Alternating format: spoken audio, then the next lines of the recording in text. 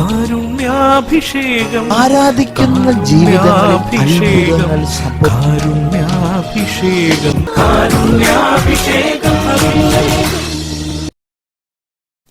ഈശോയിൽ പ്രിയമുള്ളവരെ, നമ്മൾ മറിയത്തെക്കുറിച്ച് 2 ദിവസം അടുപ്പിച്ച് നമ്മൾ കാണുകയായി. ഇന്ന് 3-ാമത്തെ ദിവസം മറിയത്തിൻ്റെ ജീവിതത്തിലെ ഒരു പ്രത്യേകത നമ്മൾ തിരിച്ചറിയുകയാണ്. യോഹന്നാൻ്റെ സുവിശേഷം 12-ാം അധ്യായത്തിൽ ഈശോയുടെ പാദാന്തികത്തിലിരുന്ന് ഒരു കുപ്പി നിറയെ നാർദിൻ സുഗന്ധ തൈലമാണ്.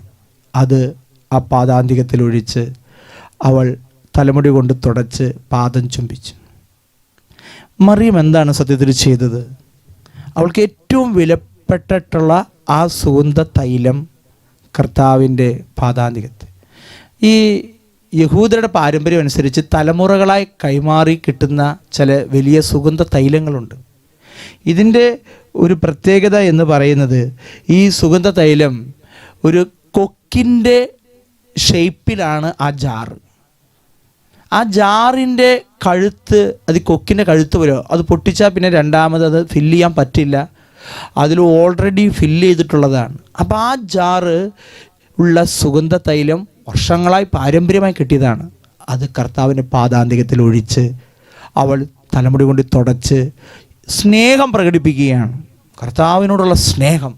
പ്രിയമുള്ളവരെ, വിലപ്പെട്ടത് കൊടുക്കേണ്ടത് ദൈവത്തിനാണ്. നമ്മൾ ഒരുപാട് കാര്യങ്ങൾ ദൈവത്തിനോട് ചോദിച്ച് നമ്മൾ വാങ്ങാറുണ്ട്. പക്ഷെ നമ്മൾ എന്തെങ്കിലും ദൈവത്തിന് കൊടുക്കാറുണ്ടോ? ഈ മറിയം നമ്മളെ പഠിപ്പിക്കുന്ന ഒരു കാര്യമാണ്, സ്വീകരിക്കാൻ മാത്രം പഠിച്ചാൽ പോരാ, കൊടുക്കാനും പഠിക്കണം. എന്ത് കൊടുക്കണം?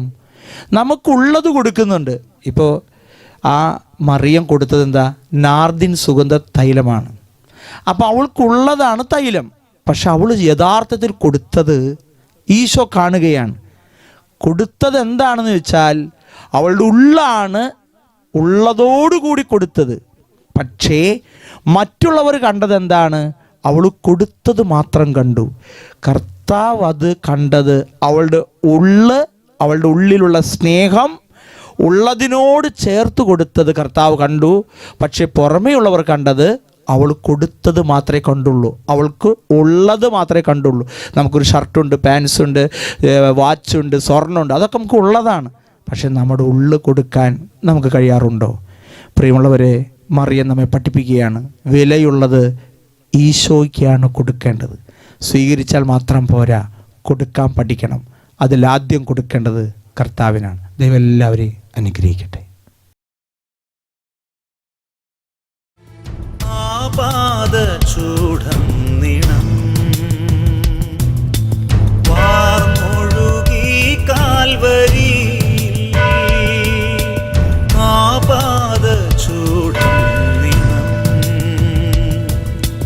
വാർന്നൊഴുകി കാൽവരി, യെരൂശലേമിലെ വീഥികളിൽ